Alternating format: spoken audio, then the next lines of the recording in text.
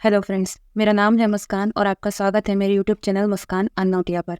तो आज की वीडियो में हम बात करेंगे कि एमपी पुलिस कांस्टेबल एग्ज़ाम के जीएस के लिए कौन कौन से इम्पोर्टेंट टॉपिक हैं और इनसे किस तरह के क्वेश्चन आते हैं, और ये आते ही हैं तो आप इनको ज़रूर पढ़कर जाएं। तो चलिए वीडियो को शुरू करते हैं। तो जो भी मैं बताने जा रही हूँ उसमें से कुछ मटेरियल आपको लूसेंट जीएस में मिल जाएगा और कुछ मटेरियल आपको थोड़ा सर्च करना पड़ेगा। अब सबसे पहले बात करते हैं हिस्ट्री की। तो देखिए, एमपी पुलिस एग्जाम में ज़्यादा डीप हिस्ट्री नहीं पूछी जाती है। अगर आप हिस्ट्री के लिए लूसेंट जीएस का इस्तेमाल करते हैं तो मेरे हिसाब से काफ़ी रहेगा, क्योंकि मैंने भी कई बार देखा है व्यापम के एग्जाम्स में और एमपी पुलिस कांस्टेबल एग्जाम में भी ज़्यादा डीप जीएस नहीं पूछी जाती, फैक्चुअल क्वेश्चन पूछे जाते हैं जो कि लूसेंट से अगर आप करेंगे तो आपका हो जाएगा। और जैसे कि अगर हिस्ट्री में भी अगर आप पूछेंगे कौन से इम्पोर्टेंट टॉपिक हैं, तो देखिए हिस्ट्री आपको पूरा पढ़ना है, क्योंकि एग्जाम में क्वेश्चन कहाँ से आ जाए आप या हम कह नहीं सकते। महीने भर तक एग्जाम चल रहा है तो सभी शिफ्ट में और सभी एग्जाम्स में अलग अलग क्वेश्चन आएंगे। अगर जैसे हिस्ट्री के क्वेश्चन की हम बात करें तो सभी शिफ्ट में एक दो क्वेश्चन आएंगे और सभी अलग अलग आएंगे, तो हम ये नहीं कह सकते कि ये वाला टॉपिक पढ़ लो और ये वाला टॉपिक छोड़ दो। नहीं, वो एग्जामिनर आपसे कहीं से भी क्वेश्चन पूछ सकता है, इसलिए आपको हिस्ट्री पढ़ना है और ज़्यादा कठिन नहीं है। आप 2 से 3 बार पढ़ लीजिए, आपको याद हो जाएगा और डेफिनेटली आप एग्ज़ाम में करके आएंगे।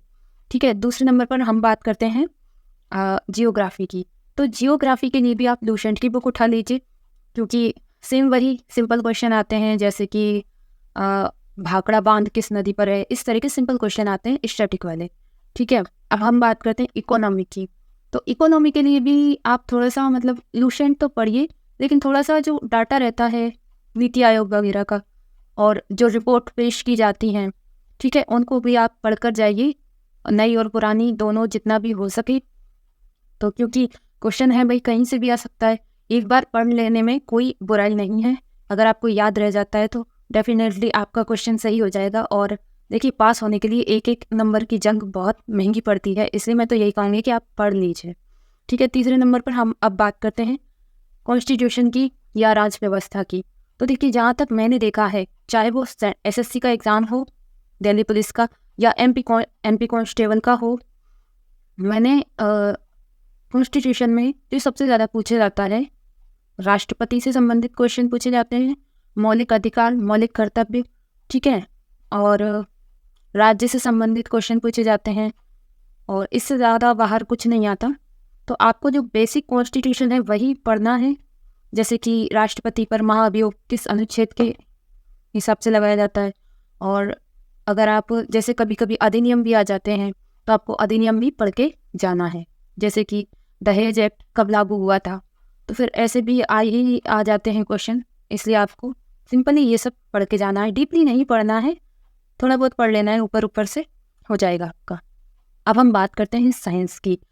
तो साइंस में देखिए, जो व्यापम का मैंने सीन देखा है, इसको ना बायो बड़ा पसंद है भाई।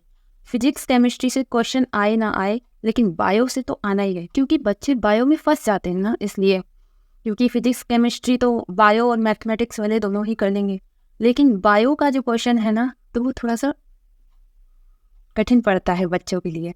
ठीक है, तो बायो में एक बहुत चीज़ मैंने देखी कि वर्गीकरण से क्वेश्चन आते ही आते हैं, तो आपको वर्गीकरण ज़रूर पढ़ के जाना है बायो में।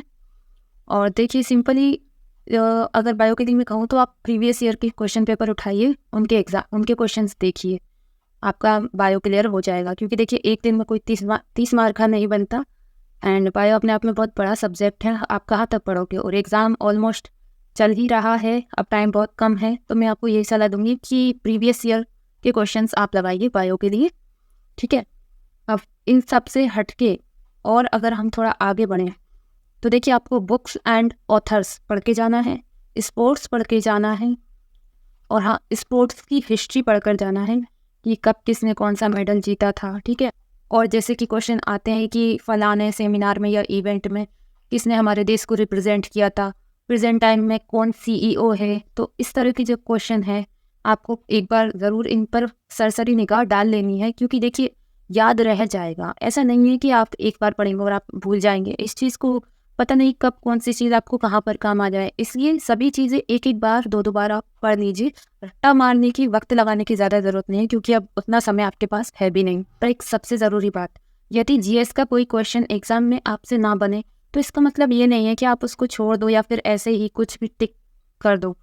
अगर कोई क्वेश्चन नहीं भी आ रहा है तब भी उसमें थोड़ा सा टाइम बचा कर रखिए कि आप उसमें दिमाग लगा पाए, और जब उसको सॉल्व करें तो थोड़ा सोचकर, थोड़ा दिमाग का यूज़ करके ही उस पर टिक करें। यानी एक तुक्का लगाने की भी ना एक कला होती है।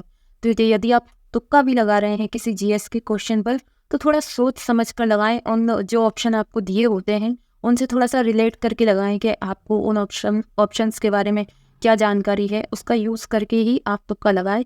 डेफिनेटली आपका तुक्का सही हो सकता है और हो ही जाएगा। देखिए, करने से क्या नहीं होता।